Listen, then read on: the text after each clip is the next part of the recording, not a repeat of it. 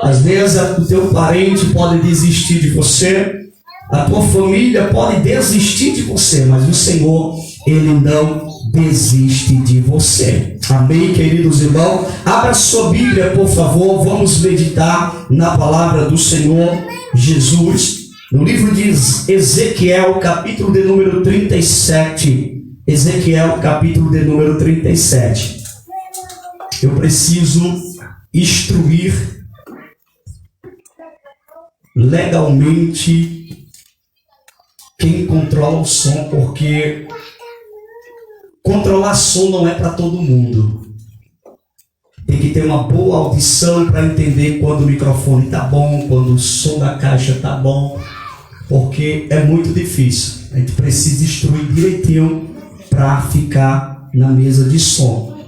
Ultimamente a gente tem tido dor de cabeça com isso. Glória a Deus por isso. Meus irmãos, Ezequiel capítulo 37, versículo a partir do 1, que diz a palavra do Senhor: veio sobre mim a mão do... E o Senhor me levou em espírito e me pôs no meio de um vale que estava cheio de ossos. E me fez andar ao redor deles. E eis que era muito numeroso sobre a face do vale e estava sequíssimo. Versículo de número 3. E me disse: filho do homem, poderão viver estes ossos? E eu disse: Senhor Jeová, tu o sabes. Então me disse: profetiza sobre estes ossos e diz-lhe: ossos secos, ouve a palavra do Senhor. Assim diz o Senhor Jeová a estes ossos: eis que farei entrar em vós o espírito e vivereis.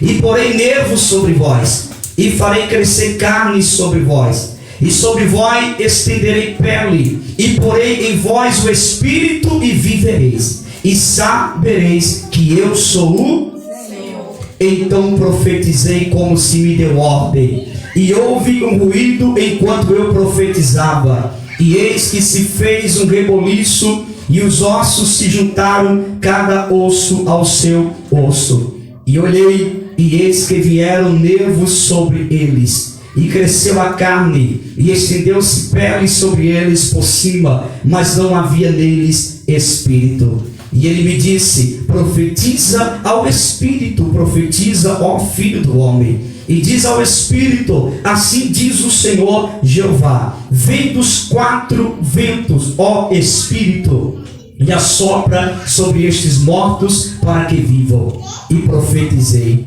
como ele me deu ordem. Então o espírito entrou nele, e viveram, e se puseram em pé um exército grande em extremo. Então me disse: filho do homem, estes ossos são toda a casa de Israel. Eis que dizem: os nossos ossos se secaram e pereceu a nossa esperança. Nós estamos cortados. Portanto, profetiza e diz-lhe: assim diz o Senhor Jeová, eis que eu abrirei as vossas sepulturas e vos farei sair das vossas sepulturas, ó povo meu, e vos trarei a terra de Israel. Diga amém por isso. Amém. Queridos irmãos, todos nós conhecemos que a nação de Israel é conhecida como a nação eleita, uma nação que foi escolhida pelo Senhor.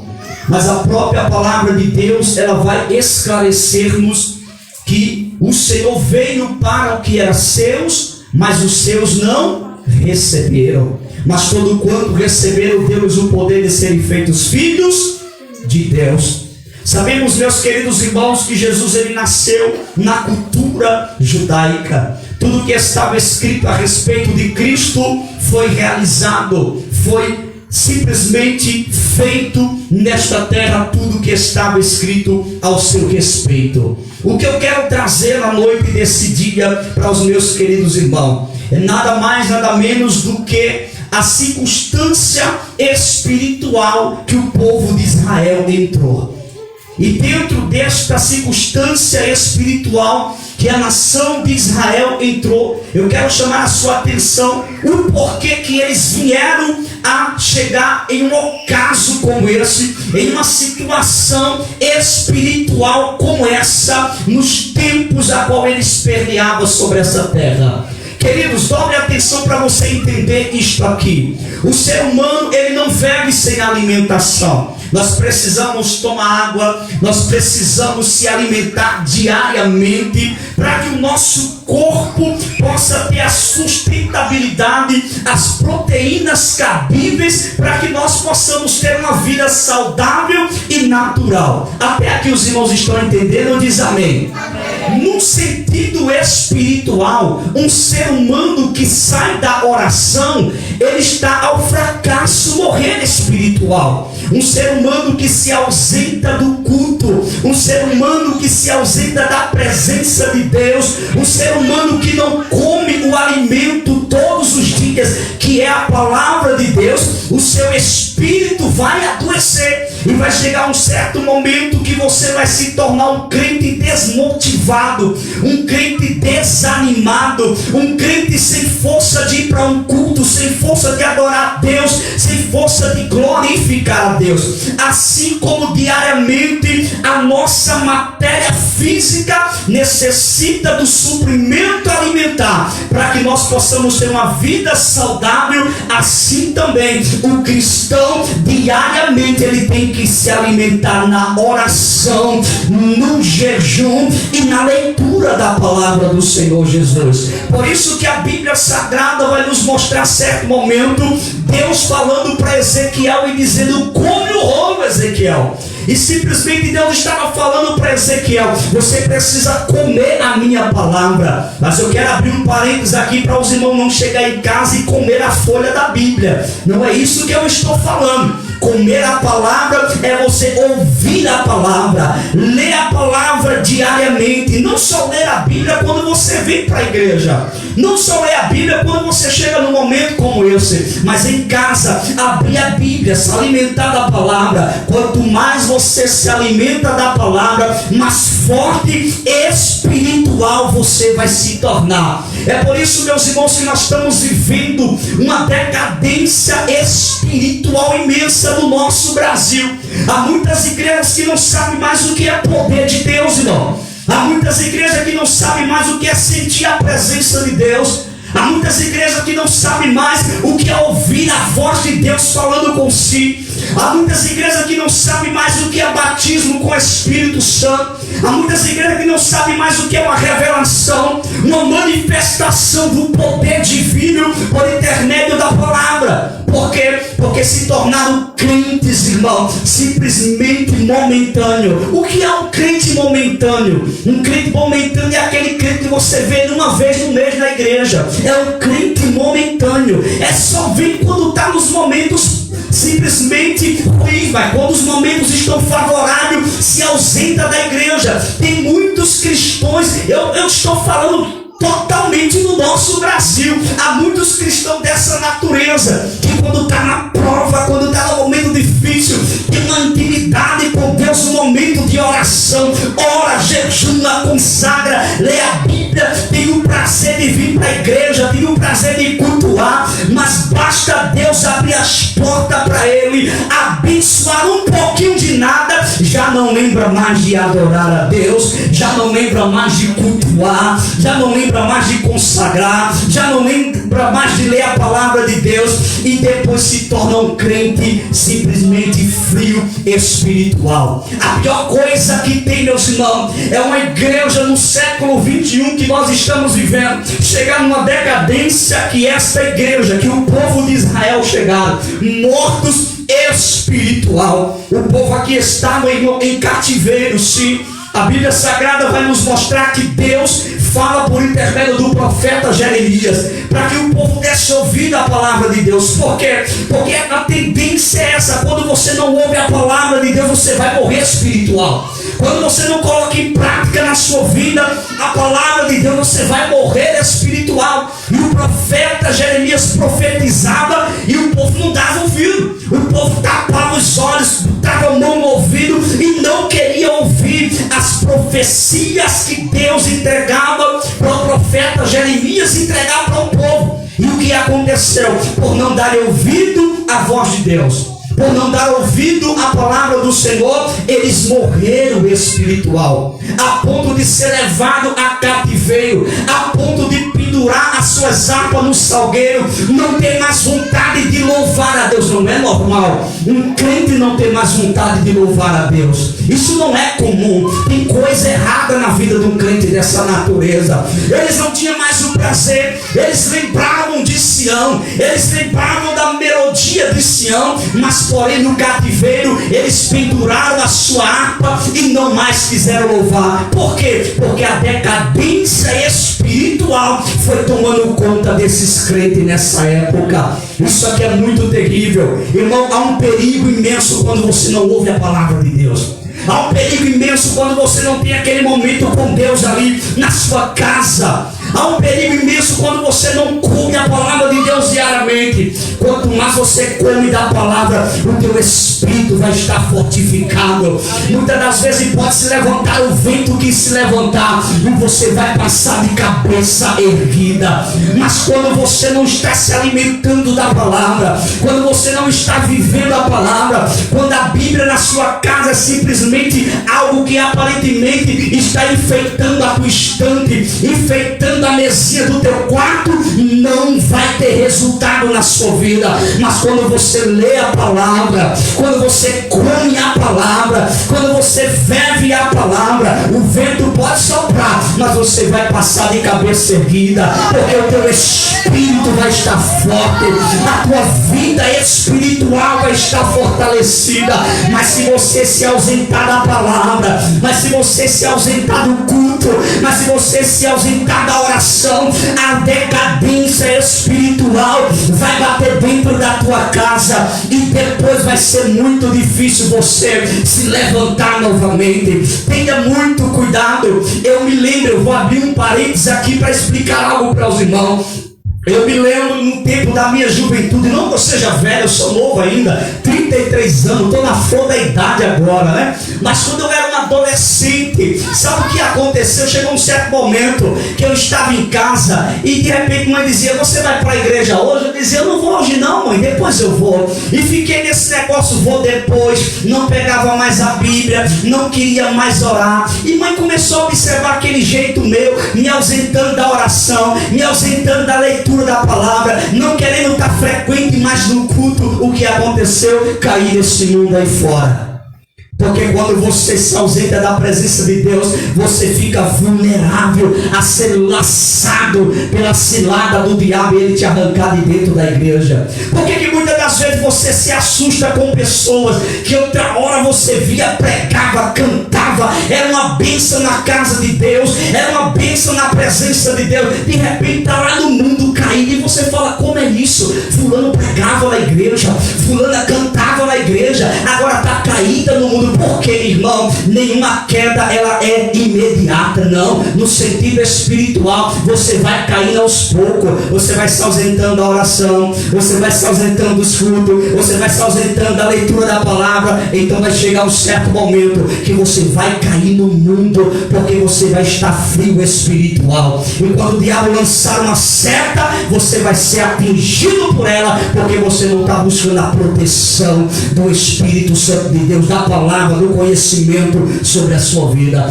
Isso aconteceu com a nação. Eles estavam mortos espiritual, mas a Bíblia diz que a palavra veio. Isso aqui é lindo, dobre atenção com a sua Bíblia aberta. Versículo 1: veio sobre mim a mão do Senhor. A mão veio sobre Ezequiel. Olha que coisa interessante.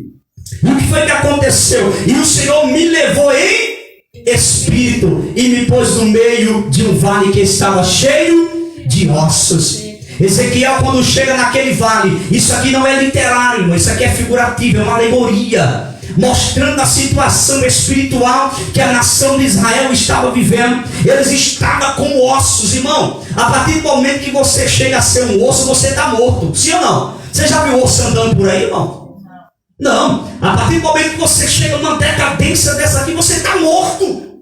Acabou. E era isso que tinha acontecido espiritualmente com o povo de Israel. Eles estavam mortos, estavam com o osso seco. E o texto ainda vai dizer sequíssimo. mais do que seco. Se um osso seco já é difícil, imagine sequíssimo. Você sabe o que é um osso sequíssimo? É aquele osso que já está frágil. É aquele osso que se alguém pisar nele, ele se quebra todinho, porque já está muito sequíssimo, já está farinhando. Era esta situação espiritual que a nação de Israel estava vivendo. Mas a palavra do Senhor veio sobre a vida de Ezequiel. E a Bíblia vai nos dizer no versículo de número 3. E me disse, isso aqui é Deus dizendo, e me disse: filho do homem, poderão viver estes ossos? Uma pergunta. Você já imaginou Deus chegar para você, colocar um monte de ossos diante do teu olhar, da tua visão espiritual, e dizer assim: esses ossos aqui podem viver? Irmão, Ezequiel foi muito sábio. Ele disse, olha a resposta do profeta, quando Deus faz essa pergunta para ele nesta visão. Então, melhor falando, versículo de número 3, a vista embaçou aqui. E me disse: filho do homem, poderão viver estes ossos? Olha o que ele respondeu. Eu disse: Senhor Jeová, tu o sabes. Porque tem coisas que só Deus sabe. Tem coisas que acontecem, eu vou abrir um parênteses para aplicar isso aqui nas nossas vidas, que a gente olha assim e fala: não tem mais jeito não. Não tem mais jeito.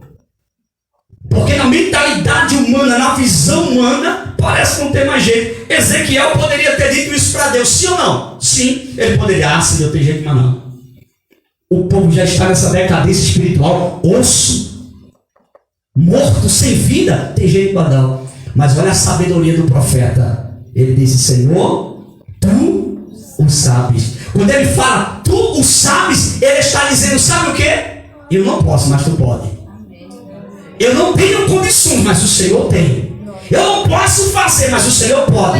Em outras palavras, Deus estava ouvindo aquela expressão de Ezequiel, e Deus olhando para Ezequiel dizendo: isso é que é fé. Mesmo as coisas não tendo mais vida, ele acredita que eu tenho o poder de trazer de volta a vida. Por isso que Jesus disse para Marta: se creres, verás a glória de Deus.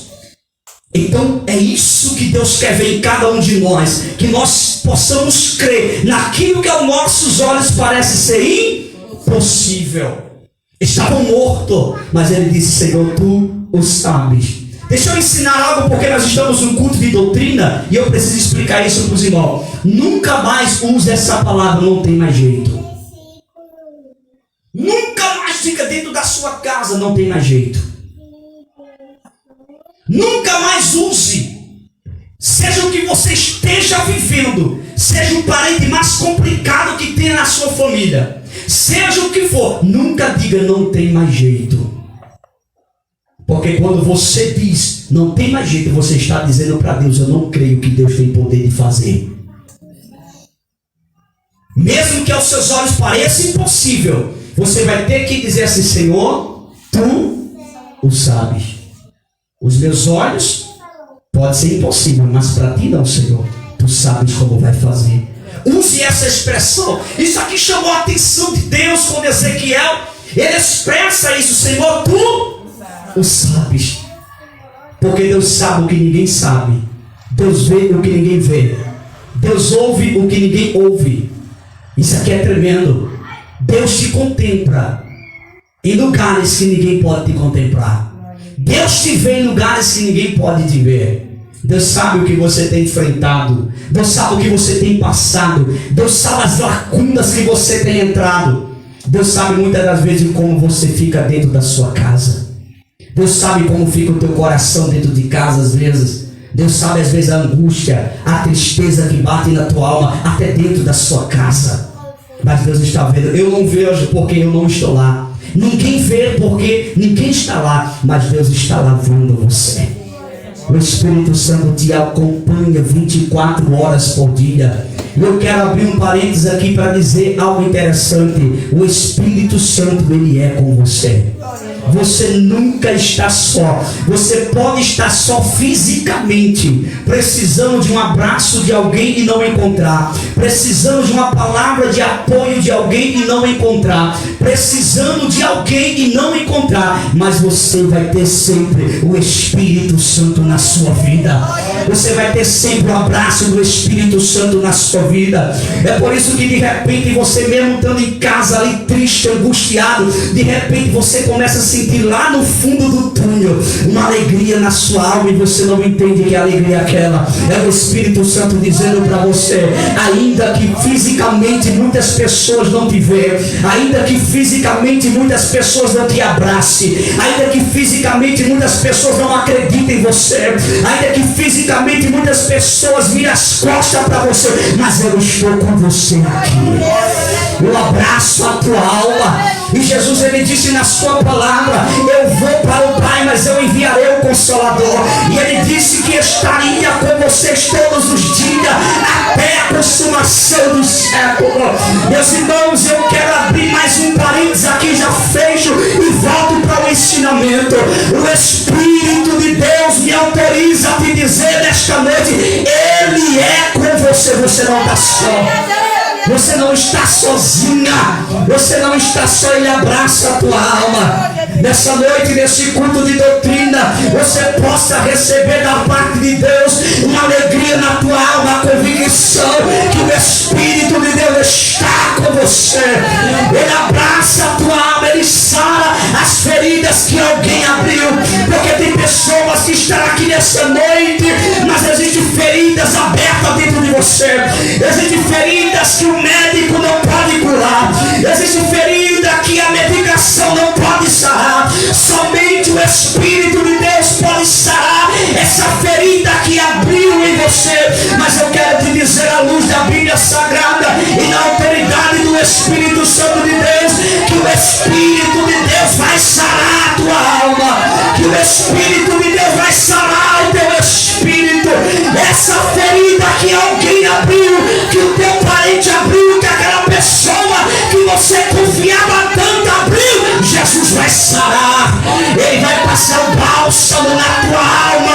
Oh, glória seja dada no nome de Jesus de Nazaré. Se eu fosse você, eu acreditava nessa palavra, porque o Espírito de Deus está me autorizando a dizer: eu sou aquele que sara a ferida da alma.